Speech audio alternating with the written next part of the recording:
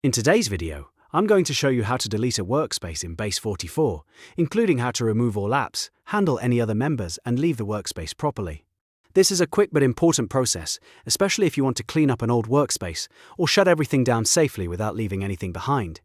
If this video helps you out, make sure to hit like and subscribe for more simple software tutorials. Alright, let's jump right in. First, log into your Base44 account and open the workspace you want to delete. Once you're inside, go to your Apps section. This is where all the apps in that workspace are listed.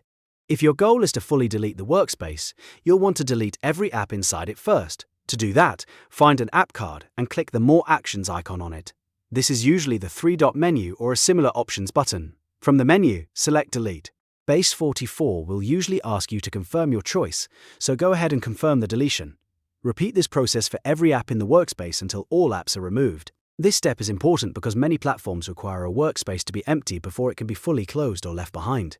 Once all the apps are deleted, check whether there are any other members in the workspace. If you are the only person in the workspace, you may be able to leave or remove the workspace immediately. But if there are other members still inside, make sure to remove them first, depending on your role and permissions. If you have the ability to manage members, open the Members or Team section, locate each person, and remove them one by one, this helps make sure the workspace is fully cleared and there are no extra users left behind. After all apps are deleted and all other members are removed, the final step is to leave the workspace yourself. If you aren't the sole owner, you can usually leave the workspace from the Workspace Settings or Account menu. Look for an option like Leave Workspace, then confirm when prompted. If you are the sole owner, you may need to transfer ownership or remove any remaining dependencies before leaving. So just double-check everything is cleared first. And that's it. You've now deleted the apps, removed other members if needed, and left the Base44 workspace properly.